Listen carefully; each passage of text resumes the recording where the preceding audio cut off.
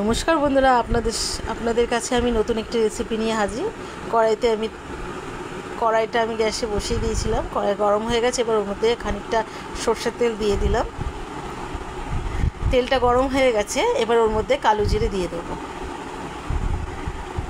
কালো জিরে দেওয়ার পরে আমি এর মধ্যে বেশ খানিকটা রসুন কুড়িয়ে দিয়ে দেবো। এবার কটা কাঁচা লঙ্কা দিয়ে দেবো এর মধ্যে। তেলের মধ্যে কালো জিরের রসুনটা দিলে ফ্লেভারটা খুব সুন্দর ছাড়ে তরকারির মধ্যে।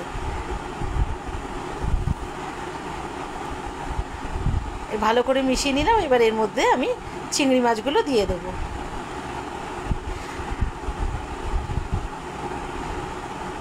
আজকে পুঁই শাক দিয়ে চিংড়ি মাছের একটা চচ্চড়ি করছি। দেখেন, আমি এই পদ্ধতিতে বাড়িতে করি, খুব ভালো হয় খেতে। আপনারাও বাড়িতে ট্রাই করবেন, খুব সুন্দর লাগবে খেতে। এবার চিংড়ি মাছটা দিয়ে একটু ভালো করে মিশানো হয়ে গেছে। এর মধ্যে এবারে আমি খানিকটা পেঁয়াজ কুচি দিয়ে দেবো। পেঁয়াজ কুচোটা দিয়ে ভালো করে মিশিয়ে নেব।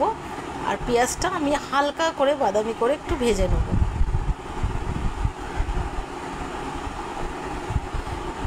পেঁয়াজ হালকা করে বাদামি ভাজা হয়ে গেছে। এবার এর মধ্যে কিছু টমেটো কুচি দিয়ে দিলাম। টমেটো কুচি দেওয়ার পরে ভালো করে টমেটোর সঙ্গে মিশিয়ে নেব। মেশানো হয়ে গেছে। এই যে আমি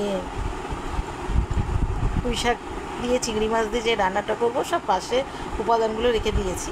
এক এক করে এর মধ্যে মেশাবো।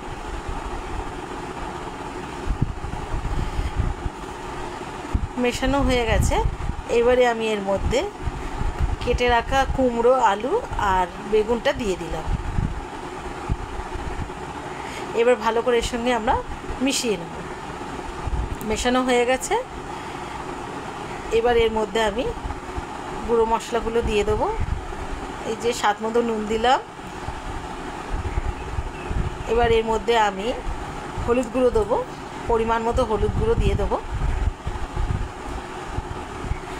আর এর মধ্যে আমি একটু ঝাল লঙ্কার গুঁড়ো দেবো, কেননা আমি একটু ঝালটা খেতে পছন্দ করি, তাই দিলাম। আপনারা যদি ঝাল কম খান তাহলে ওইটা না দিলেও হয়।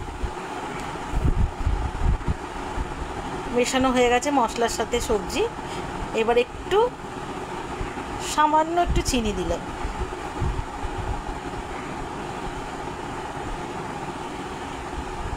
যে কোনো ধরনের শাক রান্না করলে একটু চিনি দিতে হয়।